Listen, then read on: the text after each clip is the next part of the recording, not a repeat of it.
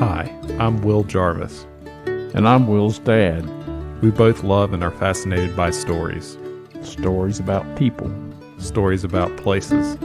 And stories about events. Our stories give shape and form to life. They give texture, color, and rhythm to the blank canvas that every new day presents to us. And they do that by informing us of our past as a directional marker for our future. Okay, Will, it's narrative time. Tell me a story. Hey folks, it's a cool Sunday morning here in central North Carolina. I'm sitting here with Glenn Jarvis, my brother, and we've got some really interesting things to talk to you about today. Today we're talking about AI, artificial intelligence. That's right, artificial intelligence. So a recent news item that I came across. Have you ever played with GPT-2? Never. Okay, so GPT-2, it's a language transformer. It's a special AI algorithm that is super powerful. OpenAI, which is a nonprofit in San Francisco, actually created it, and they're trying to prove what kind of text algorithms can do. So these algorithms can actually write text if given a prompt. So they just released the newest version, GPT-3, which is orders of magnitude better. It uses more. It was trained on more data, so it's a lot better at writing than GPT-2 was. So I just wanted to read everyone some poetry from one of my favorite poets, William Blake, and it's someone we know. Well, someone we like to read fed it into GPT-3 as a prompt, and then GPT-3 spit out a poem. So we'll read that too. So we use The Tiger by William Blake. And you guys might know this. It's Tiger, tiger, burning bright in the forest of the night. What immortal hand or eye could frame thy fearful symmetry? So that was kind of the prompt they used. So they fed that in the algorithm. And GPT-3 came back with, "And, O tiger, what shouts with thee? What glory was with us? Was mid those forests thee, when our first ancestor and thee, being a tiger, slew. I can imagine you proudly roar and say, I am the tiger." That's pretty deep. So that is, yeah. I'm moved. I don't know. So I think the interesting thing about this is just how, it's not amazing, but I'd say it's Better than high schooler level. Yeah, better than a high school level student coming across the wire there, which I think is super interesting. So I think, I mentioned this to kick us off because I think it's something people can relate to. It's something to know about, and I think it really brings us into the real world today. Like this is the current, state of the art algorithm for artificial intelligence and text creation generation, and just. So where does that leave us for the future, Glenn? And I know we were talking earlier this week about artificial intelligence, and we actually have some views that kind of branch out from each other on this and what the future really looks like for us. For sure. Yeah. Well, the potential for AI is really vast. I mean, we just heard some moving poetry written by a computer, and I mean, that's kind of out there for what AI could do. Our first thoughts on AI would be like automation, that grandized term where Andrew Yang wants to reduce, human suffering because automation is going to take all our jobs, quote unquote automation. Right. AI has huge potential for automation. It could design the products to design whatever product we want. So is there a distinction between artificial intelligence and software? Yes. So software is something as simple as the logic behind a computer would say, if this, then that, and then, while doing this, do that. And something as simple as logic like that. And so, but artificial intelligence is the generation of new ideas from, so like your poetry, from sets of data that are correlated in some manner. And so like humans do this, not artificially, Naturally. but Intelligent. natural intelligence. And we take in a bunch of data from our surroundings, and we also take in data from ourselves, right? We self-generate, and then we come up with, what we term meaning, and then we figure out how to do things. And that's kind of what we deem intelligence is, having a goal and figuring out how to do it. That figuring out part is the most important. That's super interesting. So it seems like, I'm reading a book called it's by Joe Henrich. It's called Secrets of Our Success. And it's a really interesting book because he was an aerospace engineer by training, went back and became an anthropologist who's now kind of like an economist. So he's kind of been all over the place. Wow. Yeah. Jack of all trades. Exactly. So he, in the beginning of Secrets of Our Success, I haven't finished it yet, but he goes on this huge tangent about how humans are actually like fairly underpowered in terms of raw like processing power. So 3-year-olds are regularly beaten by, chimpanzees on all kinds of like pattern matching tasks and things like that. Or it's much closer than people would like to realize. Okay. And so not only against computers, but also against the biological like counterparts that we have to reference ourselves. That's right. And even like, corvids, I don't know. Do you know what a corvid is? A corvid is a crow. Ravens. Bird. Ravens, so they can outperform us on some tasks, which is pretty interesting. But his point was that essentially what humans are really good at is copying, actually. Really? So, yeah. So, like, what we do is that we're really good at finding. So there's something about human nature which is really important, that it's finding high-status individuals and copying their behavior.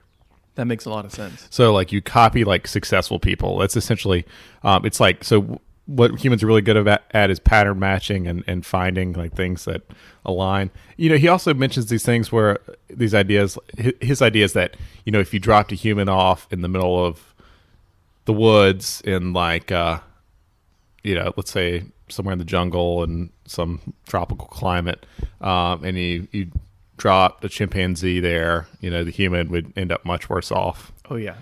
Which I don't know, like, I guess without any training, it would be difficult to. And he also mentions, like, there's all these, quite a few conquistadors and, North Antarctic explorers died, even though there was like all these things they could have done, but it was like very difficult to figure out without cultural learning. Right. So like, there's all things that, there's plenty of things that native people knew how to manage that just you couldn't figure out, even though like we're pretty smart. It's impossible to figure out without cultural learning that came before us and copying what's successful. Like simple things like there's certain what plants you can eat, what insects you can eat, which ones you can't, and a lot of cultures have different kind of taboos around eating things. Right. And that can actually be like, oh, this is actually poisonous, but it's not like a conscious reasoning around that. It's like it's just passed down. Right. So humans are really good at copying, long story short. That makes a lot of sense. Yeah, I mean, people think so humans are really, really smart as a species, for sure. And computers are also really, really smart as a collective. Yeah. So, an individual computer is powerful, but drop you off in the middle of a desert with a computer, I mean, what can you do? And not much. Right. But connect your computer to the worldwide internet. You're very powerful. That's right. And so artificial intelligence also has this quality, or could be designed to have this quality of shared learning, multiple intelligences with multiple experiences, communicating ideas and expressions. I think that is the major part of our intelligence that makes us powerful over other animals, but I also think there are other elements of intelligence which are incredibly important. And just to go through a few of them, like there's many forms of intelligence. Like we say intelligence, but that's a very broad term. And when people first think of intelligence, they think like quickness, like how much horsepower do you have? Raw horsepower. In the chipset of our brain. Mm-hmm. If our brain is our CPU, working what's our memory clock speed? And exactly. And that's not the end of the story, though. That's obviously not the end of the story. We also have crystallized intelligence, quote unquote. And so that's like, you ask somebody how much vocabulary they have, and they have to go learn it, right? They have to spend time putting that into their memory banks, downloading it to their hard drive, and then they can build a large index of crystallized intelligence. But that's not the end of the story either. We also have what we deem wisdom. I'll go into that later, but wisdom is really important. It's kind of choosing not only how to conquer a task, but which task to conquer, and also how to go about conquering it. And there's also like insight. And insight is even different than wisdom. And insight is like you can see how, like, the process of something, or you can see patterns within something. And I think that's what you were saying earlier. It's like we copy and we see what to copy out of the patterns that we... Yeah, what do you pattern match out? Exactly, what we recognize. And then we also have like creativity. Everybody raves about creativity, like, oh, everyone's creative. Like, that's not true. For sure, that's not true. But definitely everyone has some small potential of creativity, and that's the generation of new ideas is how it's generally thought of. But really, it's like the randomization of like shooting out in different directions for that's how you get new ideas. Is you have 1,000 bad ideas, and then bam, you have a really good idea that's so different than everyone else because you spent a lot of resources on generating random ideas. And so creativity is definitely an important component of intelligence. And that's what everyone says, like, oh, machines can't be creative. Like, I mean, obviously we just heard a very creative poem from a machine.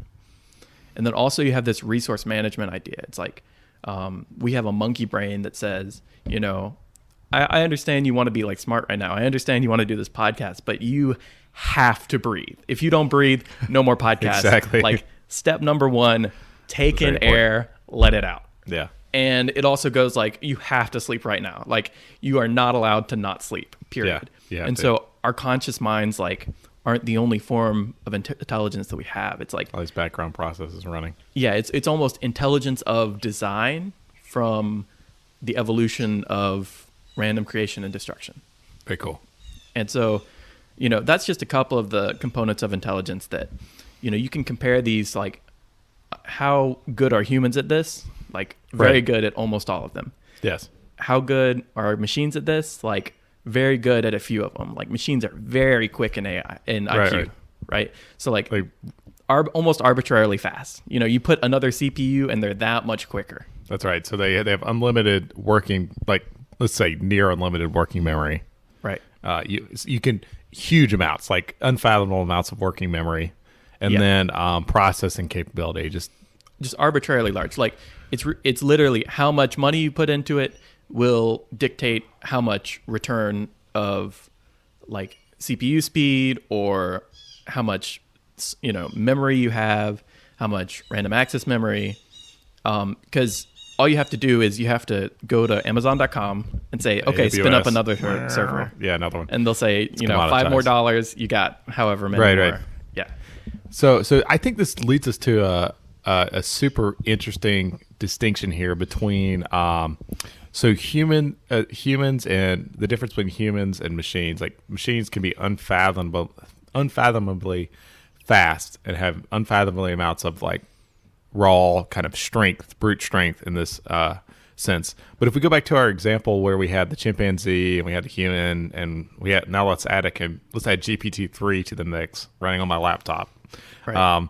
And we drop it off in a tropical environment, a tropical forest, rainforest, miles away from contact, and we have to survive. So if I'm looking at this, GPT-3 stands no chance. 0.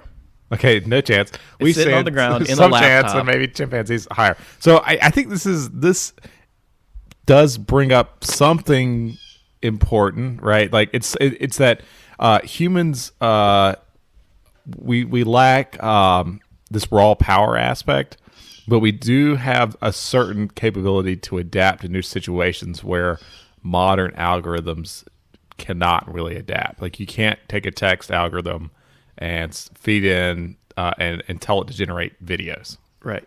And I think what we've done as humans with the generation of software after, the huge computer uprising or computer revolution is we have this information revolution. And so what we're doing is almost forging a environment in which an AI algorithm would thrive and already are thriving. Like we have really like low level AIs, which, are working for Google, like DeepMind and image recognition. If you Google search, so you can go to image search and plug in an image and it will actually search the image. I don't know if you guys know that. It's kind of a cool thing to see. Exactly. Or how Facebook knows who's in what photo. It's another good example. Yep. And so it really shows that like no longer are we in the case where we're just dropping off whatever intelligence we have into the wilderness. It's instead into a petri dish of prehistoric soup from which the microorganisms of artificial intelligence might arise. And so and it's actually it's like these artificial intelligences aren't at the amoeba stage. They're like already multicellular organisms. Yeah, and a really weird, like it's so interesting, right? Because in some sense they are, incredibly advanced, and then in some sense like incredibly really basic. Yeah, basic, right? I don't know. Yeah, and I think it's partially the way the process of design is kind of like that. Yeah, it's you have a cart for a very long time. But I mean, a cart with wheels is so much better than a sled. Right. And then you have, oh man, this cart has, a greased axle. It's so much better. And then as soon as you have the greased axle, you have, oh Lord, we have engines, and now we have cars, and now we have a Ferrari or a Lamborghini. Right. And the difference between greased axle and Lamborghini is like 100 years, while the difference between, a cart with wheels and a cart with greased wheels is like, or with a greased, hard bearing axle is like thousands of years. Right. And so,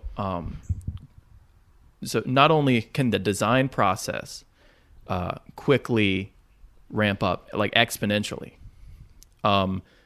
if artificial intelligence can design itself and do it in a way which is actually productive, almost instantly, like almost overnight, you will have an intelligence which is so intelligent, like it would make us seem like really dumb, and not just with the IQ quickness, not just with that, but with all aspects of intelligence. Super interesting.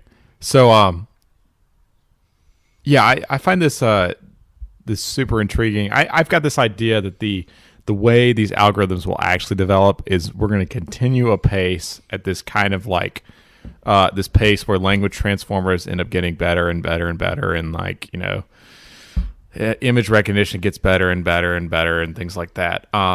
But there's not going to be a generalized intelligence until we get good enough imaging technology. So here's what I've got this weird idea. I got this from Robin Hanson. He's an economist at George Mason University. And he has this idea where, okay, we don't really know how the human brain is able to, like we said, plop it in the middle of the jungle and figure things out, or try and figure things out. Like novel situations, how do we deal with novel situations where we've never seen something like it before? Right. Which is something that modern algorithms are terrible at. In fact, they just can't handle it. Like they actually just can do nothing. So his idea is that, okay, we get really good imaging technology so we can image our brains at the atomic level, and just like a video game simulation, we just run a physics simulation. So we run a physics simulation, and we've got all the data from the imaging technology for your brain, and we can run an emulation of a human brain. Right. So that means that what we could do is, well, once you've got it on a computer, if you've got a human brain on a computer, you can run it faster, you can run it slower, so you can train someone, up to, your level of mechanical engineering in 5 minutes. You just press compute button, up, press go. And his idea is this is the next kind of great leap forward in terms of like the Industrial Revolution agriculture, things like that, for growth potential for the human species. So if you think about it like that, I think the good thing about that is it's like a concrete path forward. Like I can think through that. I can't see the algorithms just getting better and then becoming generalized one day, just out of the blue. Right. And that's been actually my big critique about a lot of the rationalist fear of AI and things of that nature is they're like, oh, like how's this thing gonna think? How's it gonna, like it's gonna eat us? And I think, well, it'll act just like humans, because that's what it's gonna be. It's gonna be human brains that we just speed up because we don't fundamentally understand, and I don't think there's a good path forward to understand how human brains compute and things like that, and how they work exactly. Too complex. I actually disagree on the path towards a generalized AI being through the human brain interface. Emulation? Yes. You don't think it'd be emulation? I don't think it'll be emulation. I think that is a potential way forward, but and I think it actually is a lucratively potential way forward. But I think it's a designable problem. I think it's really actually really designable because people are really good at design. Like people think, oh man, like we're not actually that good at like making things, but actually like people are like really amazing at making things, like designing things and taking from first principles to like a really practical application of like understood knowledge. And so I'd like even before you get there, if you don't mind, I think this is super interesting because I think this is a fundamental different way in which we see the world, which Right. I think is super interesting to highlight. So I tend to think that humans are very poor at creating new things. Like I think it's almost impossible, like essentially, and it very rarely happens. I think we're very good at copying things. So that's why I don't believe that people are able to really invent just new stuff in general. Like I think it's incredibly difficult. It very rarely happens. I think generally we're always driven towards just copying, and that's why this model makes sense to me, because I believe like it's easy for us to copy things. It's more difficult for us to just come up with new things. right. You're much more bullish on human agency, which I like. Yeah. And I think, if you take a coding class and then you will quickly see that there's this form of copying that is creative. And I think it's, you see how something works. You have this insight. You say, oh, I totally understand it. Like addition is just, you take two values and it's the values stacked on top of each other or something. Right. It's just like if you have grains of sand in a bucket. Like that's all addition is. And multiplication, that's just like when you're, or whatever. And I think this is like the real power of humanity is like, or human intelligence, is that we can like go up and down levels of complexity really quickly. So like, do you know what data compilation is? No. So you have like binary and you have like a million ones and zeros. And then you say, I'm going to take these two numbers to hexadecimal. Can you describe what binary is? Binary is a counting system which uses only the digit 1 and the digit 0. And so normally counting 1, 2, 3, 4, 5, 6, 7, 8, 9 is base 10. And binary is base 2. So we have 10 digits, 0 through 9, and binary only has 2, which is 0 and 1. And so it takes a lot more digits to represent the same number. So like to represent the number 4 in binary, you have to say 1, 0. So it's kind of like so this is important because computer chips on or off. Yes. Okay. And you could make a computer which isn't just in binary, but so data compilation takes huge amounts of data and then makes it really easy to communicate, pretty much. So you could go from binary to hexadecimal, and hexadecimal has I think it's like 18. Oh wow. Yeah, it's 0 through 9, and then A through G, I think. Kind of like music, A through G. So quite a few more numerals there. Exactly. Way more numerals. And so they can use numbers with much less digits because, and so it's kind of this idea like, okay, I could tell you.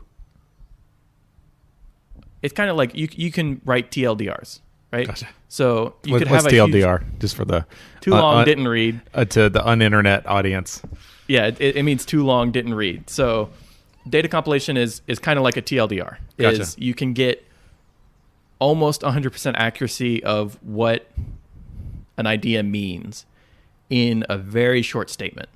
So Gotcha. the TLDR of this podcast is AI scary, right?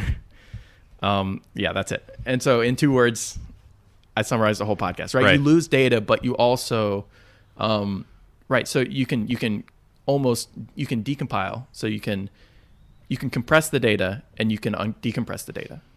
Gotcha.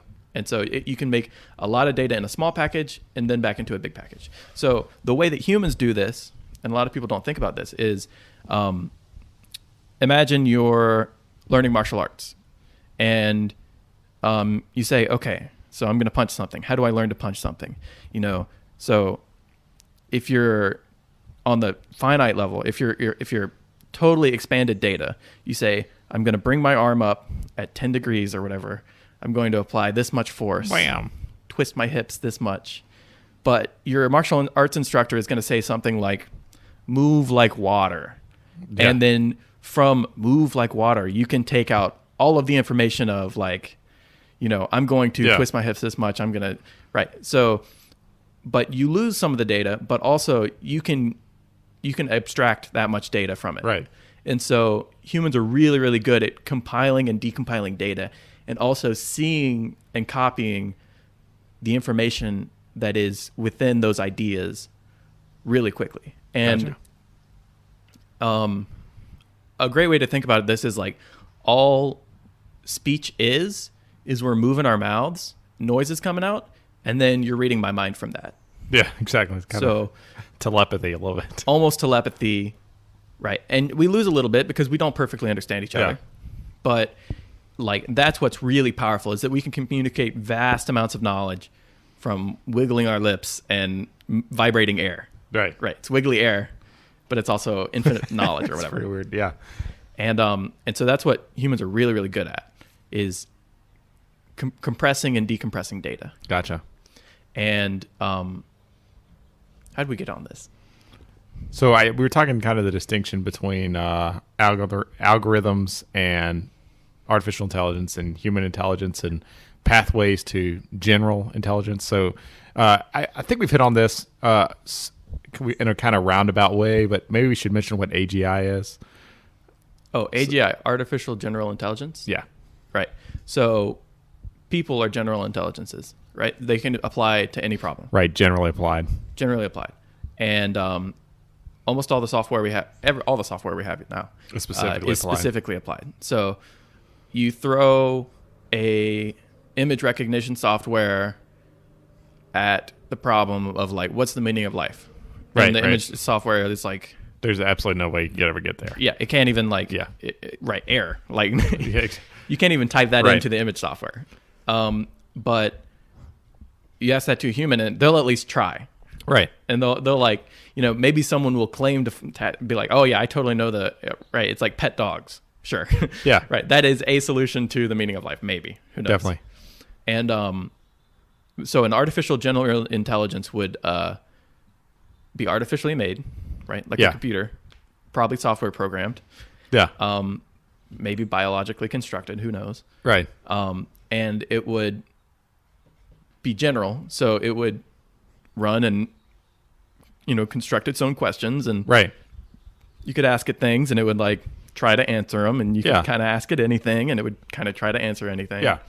And the fact that it would be artificial would, if it's a computer, it could have arbitrary quickness.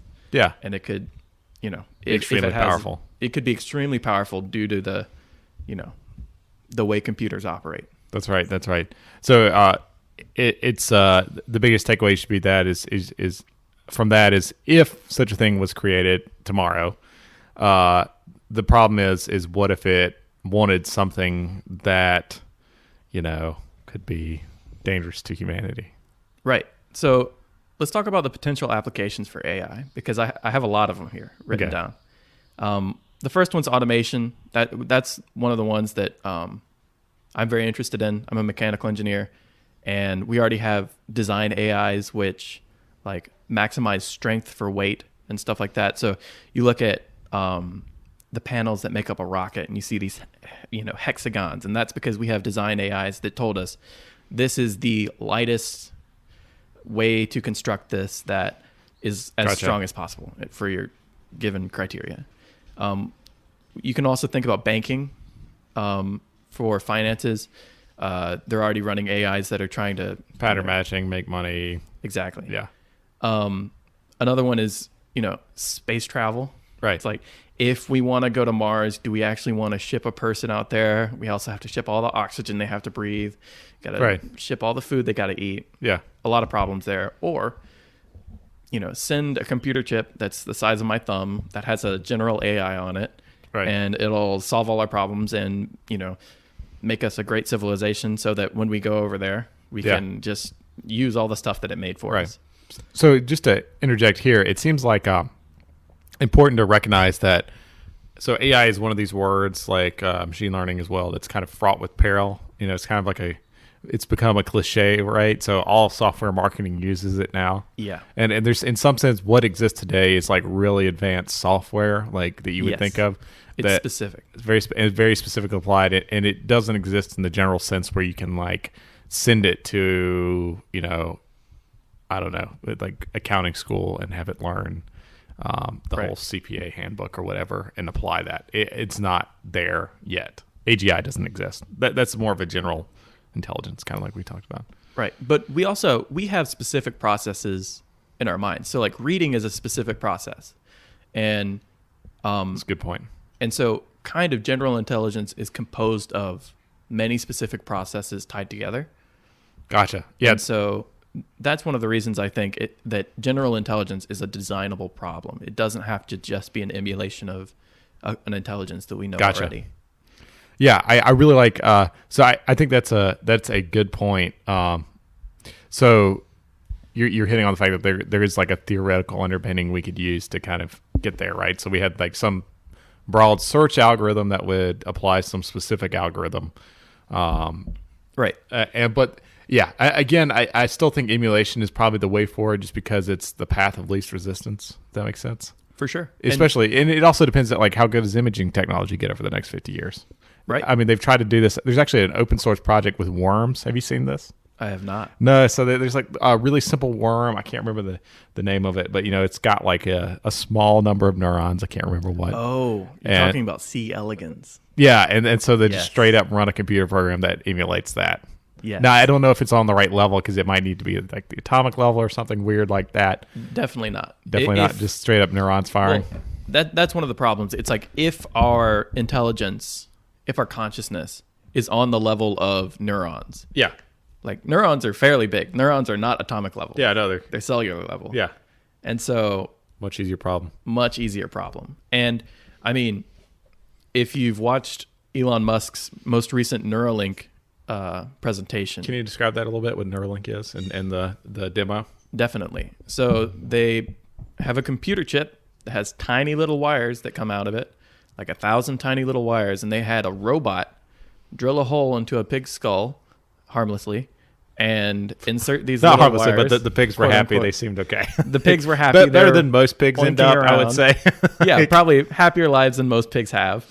And but they have a hole in their skull. Yeah. Well, not anymore, since they fill it with this computer chip, and they place the wires very carefully, and the wires are so fine, they're so small, they're smaller than human hairs, and they go between the blood vessels, so the pigs don't even bleed except for when they have their hole drilled in their skull.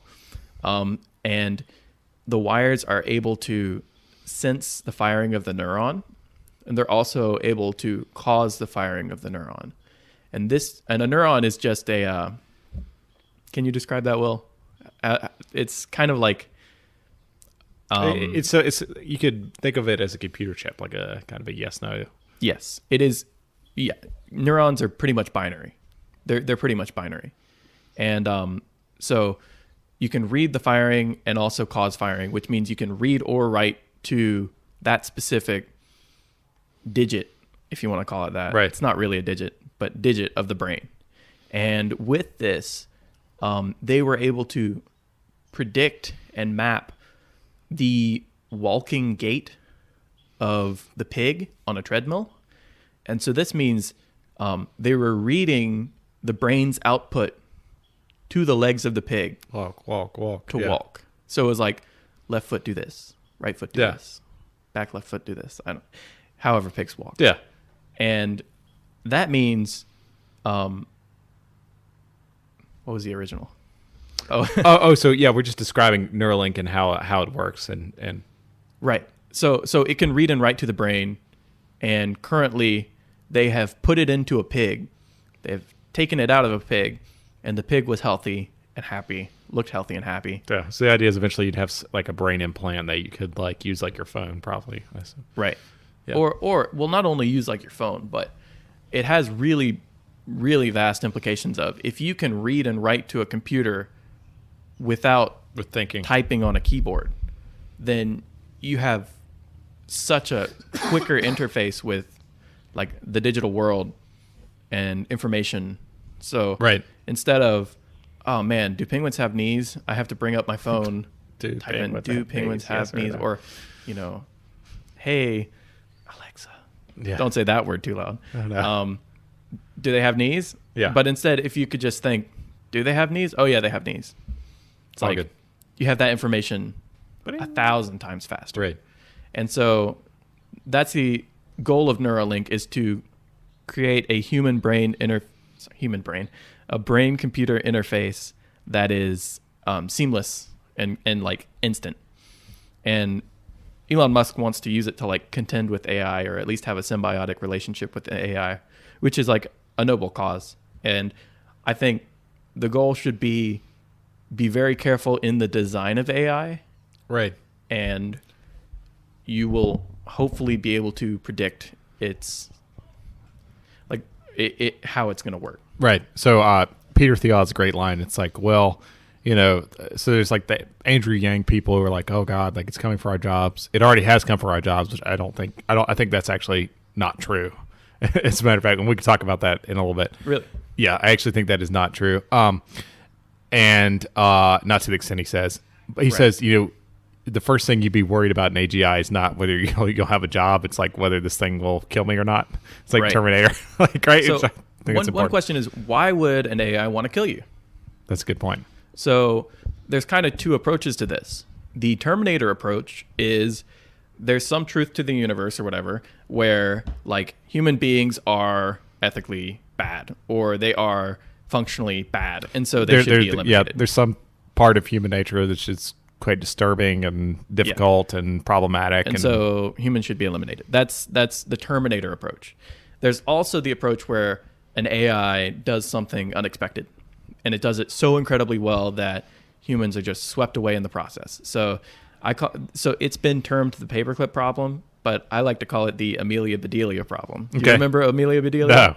Amelia Bedelia is a children's book where Amelia Bedelia is the maid or whatever, and whoever hires the maid is like, oh, I want you to make me a sponge cake and do this and that today. And so it's like, Amelia Bedelia is like, all right. And so she makes a cake out of sponges. And like, so it's a misinterpretation of data.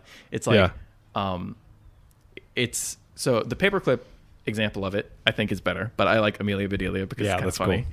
Cool. The Paperclip example is, so an AI generating team says, oh, we finally cracked it. We've got general intelligence. Woo! Woohoo. And a Paperclip company says, cool, sure, we'll buy it. It sounds interesting.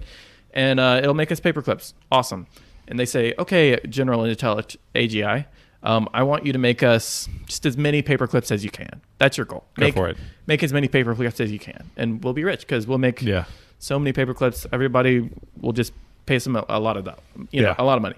And so the general intelligence says, okay, cool. And in 5 days' time, the Earth has been enslaved by the general intelligence, and everyone is making paperclips. And then it says, you know what? We need to expand. We need to, go build spaceships to go to mine asteroids to make more paperclips. And then the entire universe is paperclips. And then the entire universe is paperclips, and it's like kind of like the replicators in Stargate. I don't know. That's kind of a nerdy example. No, that's really good. That's really good. And that's why yeah. So it's an important thing. So the future, the way it plays out, it's something to watch closely because okay, let's say if it turns out like I think it will, where we just end up emulating brains because that's the path of least resistance, and that's my thesis. Then they'll just end up being like humans and they have the same political concerns that we deal with today, except they could be much smarter. And you have the smartest person in the world trained up in 5 minutes on any subject in the world. So that has its own concerns, but that seems much more manageable than a completely new alien thing. Does that make sense? I disagree with that, and here's why. If we emulate the human brain, Yeah. along comes the monkey brain, right? Our underlying this needs to happen brain. Right. And that part is kind of deeply flawed in a computer generated context. So if frustration comes along with the rest of general intelligence, then you have you have such a vast intelligence, Yeah. and it gets frustrated. What happens when the AI who can just immediately generate 1,000 nuclear warheads says, has a temper tantrum if it's a baby? Yeah, so I guess it's right. It's important to emulate the right people, I would say. More Mother Teresa's, less, less temper tantrum baby. But even Mother Teresa, when she was a could baby, get mad. Who knows? That's right. That's fair. took her rattle. That's right. And with these things running so fast, it would be difficult to tell. Although I do think it's a more, I guess my point would be, it's probably a more straightforward problem than AGI, if that makes sense. Like coming up with AGI from first principles. Right. And managing that, because like we have some sense of how humans think about things and make decisions, or at least much more sense than a complete alien being, if that makes sense. That's true. I don't think that a designed AI, AGI, would be a completely alien being. And Gotcha. I think it's because it's in the framework of like human desire, if that makes sense. So Gotcha. like the designers, even if they don't know exactly what an outcome will be, or even if they think one outcome will happen and a different one happens, Yeah. I think it'll still be in the framework of like human design, if that makes sense. No, that makes sense. That's super interesting. So I want to talk about C. elegans because Yeah, let's do that. so C. elegans are this tiny little worm, and if you haven't heard of them, it's spelled the letter C apostrophe ELEGANS, and Okay. you can Google it real quick. It's really interesting. And so the history behind it is, sometime in the 2000s, a scientist said, we have really advanced technology right now. We have like video microscopes. What we're going to do is we're going to take this tiny 100 cell worm, C. elegans, and we're going to watch it grow from like a tiny 2 cells, or however many cells. I'm not a biologist. However many cells we start from, and we're going to watch it through its whole life cycle. So these 2 cells replicate, and then they're 4 cells, 8 cells, and then eventually you have this whole 100 cell worm. And it's only 100 cells, so we can like brute force the data of like, how does this thing go from 2 cells to a worm? Super And interesting. they pretty much did it. They got all the data. They watched every neuron linked to every other neuron, and so they kind of they think we got this thing dead to rights, right? Yeah. We're gonna understand like this worm is like kind of intelligent. Like it hunts, Right. It eats. It gets Everything scared. a normal worm does. Everything a normal worm does. But there's this emergent property Yeah. of intelligence, if you want to call it that, of fear, of these different things, where you can have all the data, but you don't understand how this property comes out. And Gotcha. it's kind of like if you took all of the computer code and showed it to someone who can read but doesn't know how the code works. It's like they could kind of see some stuff and they could see the whole code, but they couldn't understand that it would. It's a separate thing. Yeah, it's so there's this difference between like knowing all the data and understanding how something works, and there's almost this emergent property of all of what makes something that complicated happen have these like almost magical effects like intelligence, fear, what Gotcha. makes it eat. Right. It's super interesting. And I don't know if I've explained what emergence is. I guess, yeah. Why don't you try and do that? So emergence is just like coming from something else, like emerging from, developing from some like lesser system, if that makes, Right. is that a good way to say it? Schools of fish are really a good way to explain it. So each individual fish just follows like a couple processes. Like if the partner on your right turns right, go right. And then that ripples down the line. And then it causes like schools of fish can have really complicated and interesting and like quantifiable like Like these shapes, patterns and they move around and they like from very simple. yeah, they'll like leave holes around Directions. sharks that are going through the schools and stuff like that. And Yeah. so we can see that like, oh, that school of fish is leaving a hole around the shark so that it doesn't eat them, but we can't quantify from the individual like, and we can see how each individual fish is reacting, and we can see the rules by which they're reacting, but we can't go from there. We can't jump from one logic to the other. Gotcha. And so that's kind of the idea of emergent properties, is that in complex system, simple rules can turn into really complex like outcomes. Very cool. That's super cool.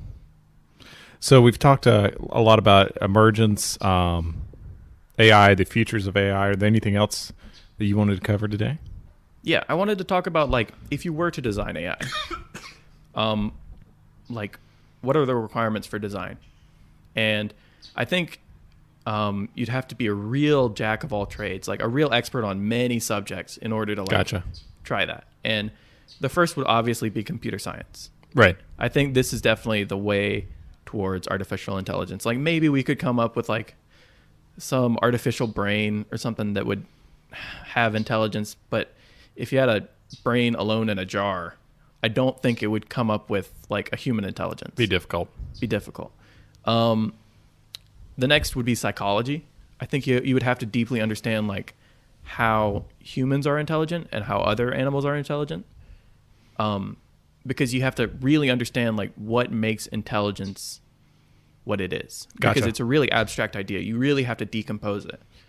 And next would be like how humans encode information, like I was talking about earlier. So I think you'd have to be really wise on philosophy, on like religion also, because I think that's another encoded information problem, is like Gotcha.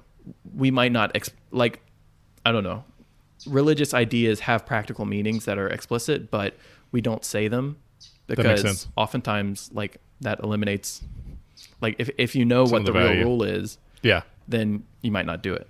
And I think also art, and I think how we started the podcast today was a really good example of like how understanding like art can put that information Much higher level of understanding. exactly. And so you start with like the bricks of how to make the building Yeah. with computer science, and you also need to know what type of building you want. Gotcha. Yeah, what the end goal looks like. Very Right. cool. And so don't be afraid of putting on many hats. Very cool. So that's super interesting. So I think we've covered a ton today, and I thought it was a great overview of the current state of things and where things may be going, and kind of two different visions of what that looks like. Right. And if you're interested in deep learning, there is an MIT lecture course on YouTube right now. Quite good.